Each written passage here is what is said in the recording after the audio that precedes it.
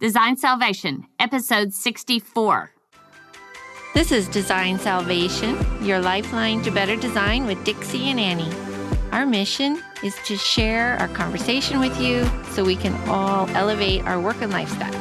Welcome to the fold.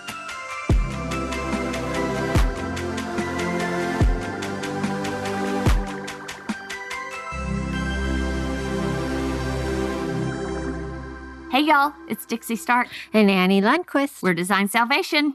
And we are a little late to start recording today because I know we had very important business. We had important business. I'm really excited because, you know, Dixie has this other side of her, which wants to be and should be a jewelry designer. She's amazing. Yeah, you will be. Okay. In any case, I gave her some diamonds of mine that I have some little studs that Deke gave me ages ago. And then my diamond wedding ring, which just has one single stone, not super large. But that's never... It's a pretty diamond. Well, but it's not. It's not a big honk or anything. It's pretty. Anyway, it's never been... It's just on a plain gold band, and it's just never quite resonated with me, which Deke is fine about. But Dixie's designing me some new pieces with the diamonds. So excited. I think it's going to be great. And I think these are things that look like you and are things that you will wear, I hope. Because you nailed me, I think they'll be sister. fun. I'm so excited. I can't wait to show y'all the before and after.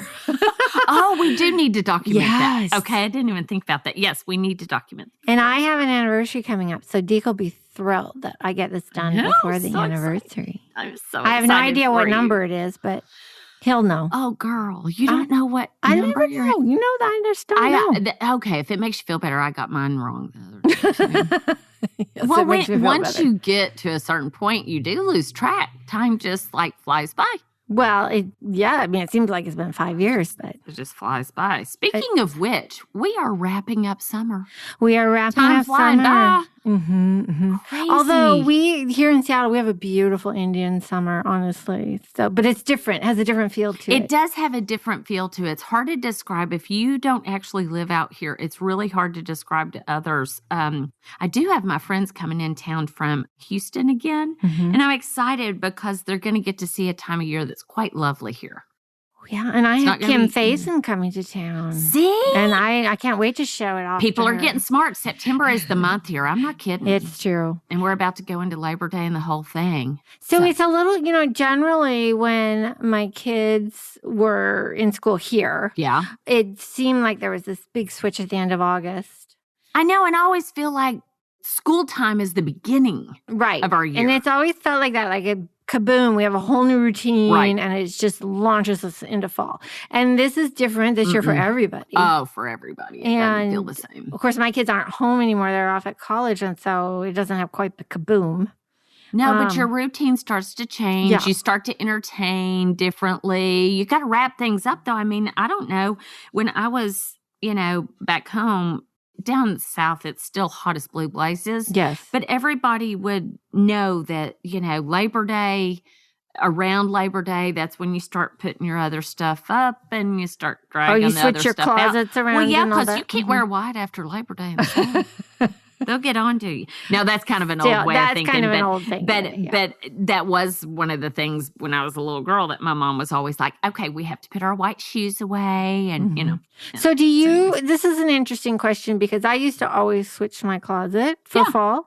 And I don't anymore, really.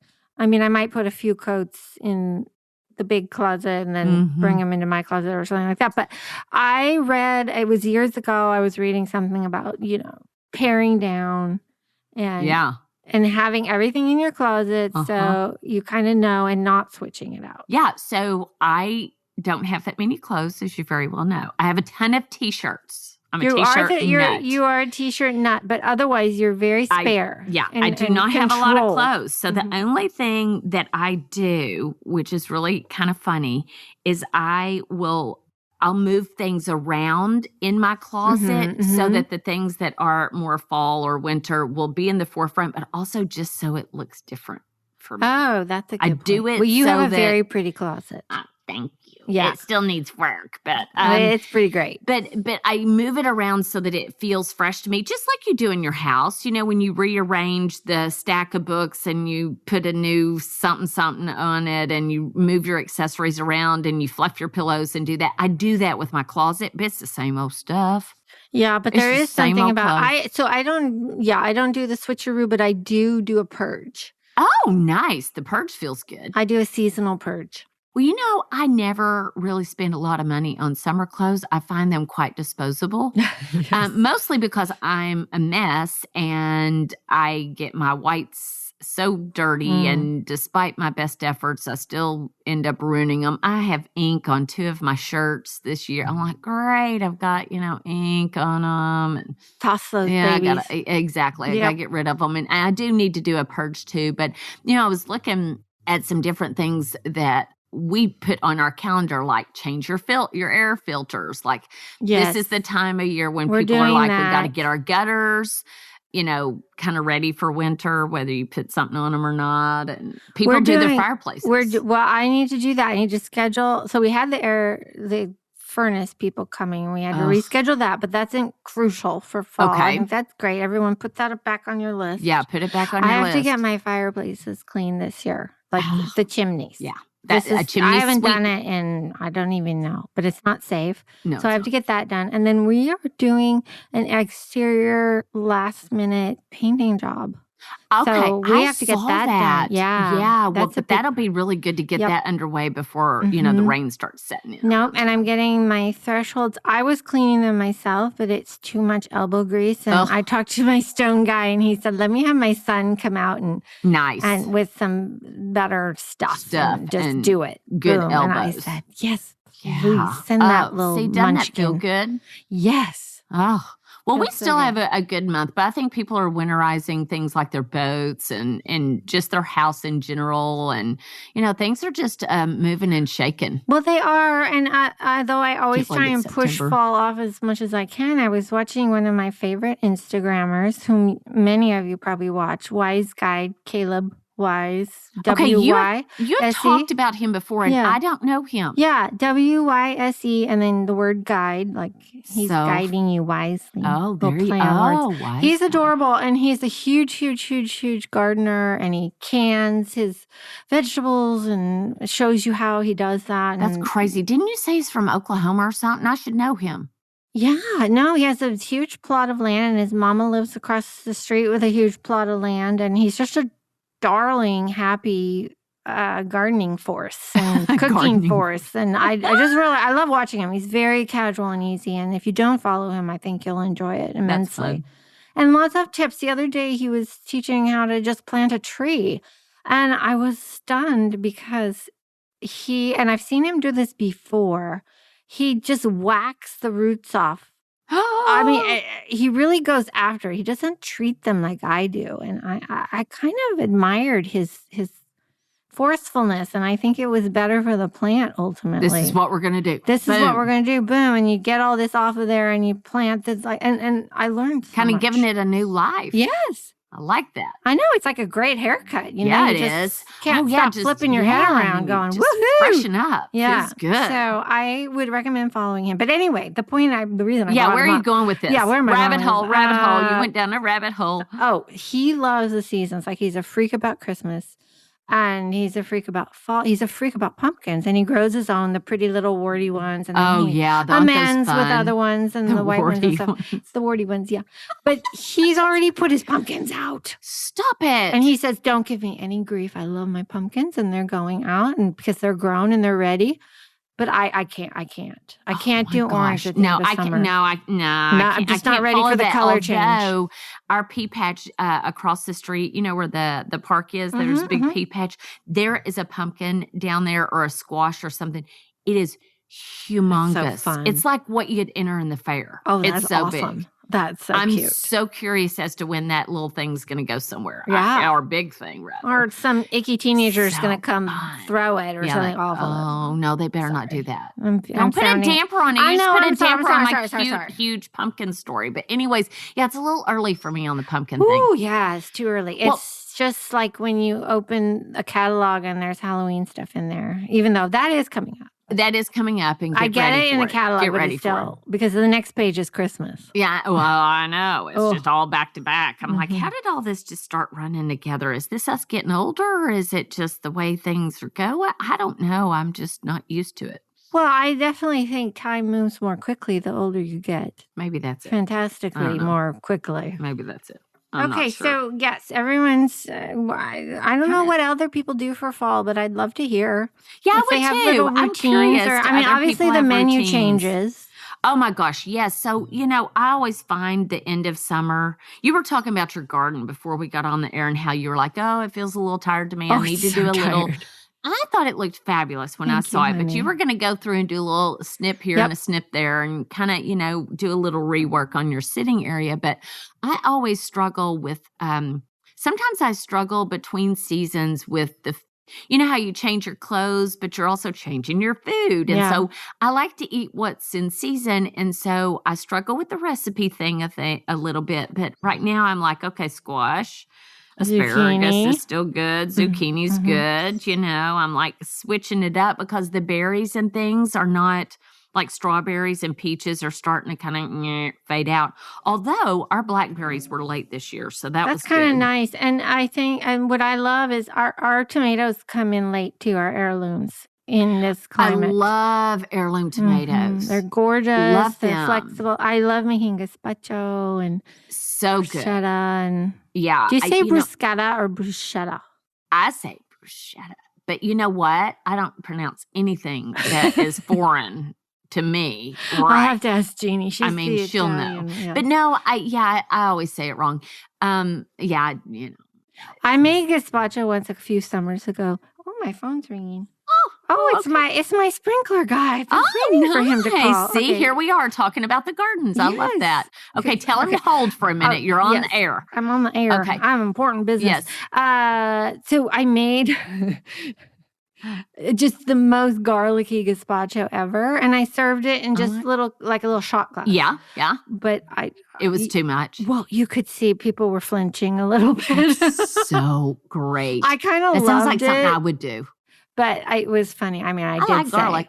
I don't have a problem with that. I think you would have liked it. You might have flinched, but I still think you would have liked it. Still good. But, that's an easy way to entertain into the summer thing is to think about the heirloom tomatoes and things. And we are having a couple of, I noticed the little town next to me, they are still having a couple of the outdoor markets, for end of the season. And the farmers market in our area usually goes to October. I don't know about this year, but it's pretty special. It was still happening. Now, and I always think about the dahlias because they're always still rocking at the end of the season. So it's kind of fun. Oh, Pammy just brought the ones in the public market are amazing right now. And Pammy from Red Ticking just brought me a big old bunch of them. And that's so nice. Oh, it was they're very colorful. They transition in autumn for us. So wrapping up the summer is a little bit kind of sad for me, but it's also kind of like exciting at the same time. So I was just kind of curious what others were doing. I don't know.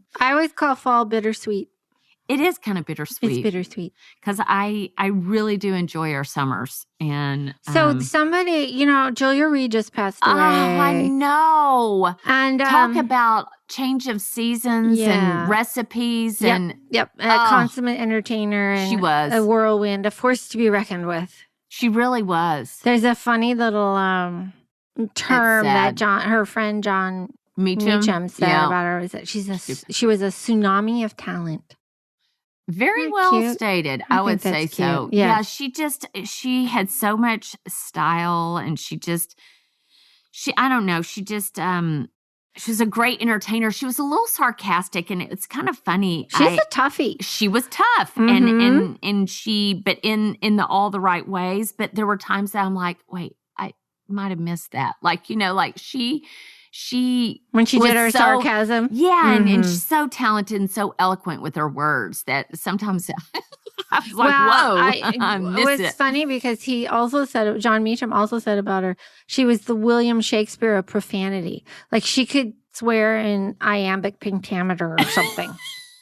I love that. I love that about her. I'm like, what is it about the Southern women that have just got that in them? That's so funny. There's something about Southern women where you can either just be super sweet Or you can be a little sassafras, can't you? She had the sassafras. She was the sassafras. And I was really sad to hear that. And when I think of her, I think of the eloquent sarcasm. I think of entertaining, fabulous recipes, beautiful garden. Oh my gosh, her New Orleans home where she has that gorgeous garden. Her house is white.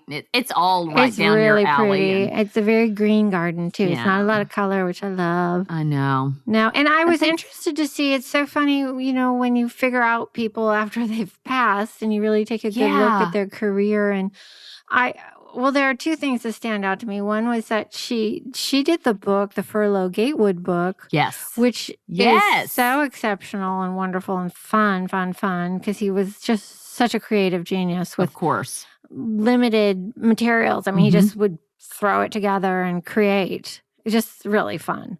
And it reminded me, there's a funny story too on that, because another one of my Instagram friends from way back, I hope she's listening, but she was at the DMV in the South, and she looked over and she thought, is that Furlough Gatewood? So she went up to him and said, oh my gosh, are you by chance Furlough Gatewood? Because I idolize you. He said, so yes, precious. I am. And she said, oh, your house, and it has just inspired me. So and he said, come over. And did she faint right there on the spot? I think she pretty much did. It's still one of the highlights of her life. Her heart. Oh my gosh. Because periodically she'll post the pictures from that visit. I'll be darned. And they're so special, and he's so darling. So special. But yeah, Julia Reed, she did his book. So that was fun to know. And they talk about her as a master of prose, a master of great living, and a master of friendship. And I thought, what am I the master of? Like, what? I'm not going to get this kind of obituary. I know I'm not. Jack of all trades, master of none. But she was like a Renaissance woman, not a Renaissance. You know how we think of the Renaissance man that can do a little bit of this and a little bit of that and all that? She was like a Renaissance woman. She really was. She was. And it's something to aspire to. R.I.P. R.I.P. Yeah. So last time our homework, honey, was to name our houses, and I have a feeling you didn't do it. Well, okay, I thought about it for a split second. Okay, I've mentioned this before, that when we were building our house and I told the super that we were going to paint it, white. Can't even remember the color. Anyways, he said, oh my gosh, it's going to look like a sugar cube. So we started calling it Sugar Cube. The Sugar Cube, the cube, whatever. The cube's not that cute. But I think I should just call her Sugar because she's real sweet. Oh, I love Sugar. Okay, that's different because last week you thought it should be a boy. I know, and then I'm like, she's so sweet to us, and she just, cute, honey. I love that. I think that maybe she's not a boy. Maybe she's a girl, and we just call her She's a tomboy. Ooh, which fits me perfect. Yep. Absolutely fits me perfect. Right. Yeah, she's Sugar the tomboy. Sugar the tomboy. But I love that. Yeah, it's not really a name, like I said. What did you come up with? I think that's perfectly named. I actually quite like that. What did you come up with? Did you come up with something? You did. You've outdone me, haven't you? Well, no. Okay. Well, I may have outdone you. I wouldn't say that. No, I had a number of ideas. So first I thought, okay, it's a French boy or young man, because my house still feels like a teenager to me. I don't see it as a boy, but again, here I go. Okay, but I was going to call him Jean-Jacques. Jean-Jacques. But it just seemed way too, or Pierre-Henri. So if I get mad, I can say both names, like Pierre-Henri. But it just seemed too... That didn't seem right. No. So then I thought, okay. Jean-Jacques that's all too fussy, and I'm not really fussy. So I thought... Jean-Jacques JJ, I guess. JJ would be cute. But then it's still Jean-Jacques. So here's what I thought. Francine. What do you think? She's so Francine. Isn't she? Okay, good. Okay, Francine. Oh my gosh, she's so Francine because you're such a you're such a Francophile, and then but I'm American. But you're American through and through, and so it's like this train wreck. And I thought when she's really looking good for a party, I can call her Francois. Oh, yeah, she's looking fabulous. Francois and so you say, is on Francois is so firing on fancy all today. cylinders. Yeah, she's so fancy. But then when she misbehaves, like she cost you too much money or something. Francine. I am going to just... If you don't start doing this or that, but then that sounds like she's your daughter or not like our friends, right?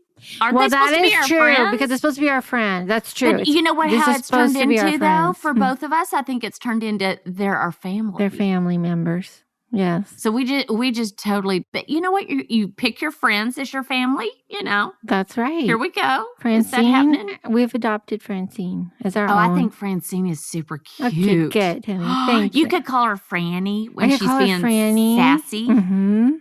Francine is perfect for your. Okay, you did really great. Do I need to go back on my name and do something? No, but try it out for a couple weeks. See if it works. That's my thing. She feels sweet. She is sweet. She does feel sweet, like she's being sweet to us. Sugar. I like that. And then you can say to yourself, I need to treat Sugar well today. Yeah. I need to do something special for Sugar. Yeah. Yeah, exactly. What can I do special for her instead of all the special things that she does for me? There you go. Because it's like in any relationship, you have to reciprocate. Yeah, that's our new philosophy for our houses. You have to do your part, you know. You have to do your part. Okay, I've got to figure out something to do. Maybe on the lines of, we were just talking, look how we've just like dialed this all in, where we were talking about wrapping up the end of summer and the transition with your closet and your home and, you know, your activities and your food. Think about what you can do in your house, for your house, as a part of the end of the summer. I love it. Let's do it. Profound. Let's go, Francine and Sugar. It's so weird. But we'll be in touch with you guys as to how these names are working out. So, anyways. Perfect. Ciao for now. Ciao for now. Hey, y'all. Don't forget to follow us on Instagram, Twitter, and Facebook. You can also find us at designsalvation.com, where we'll have the past podcasts listed as well as show notes. Hope to see you there.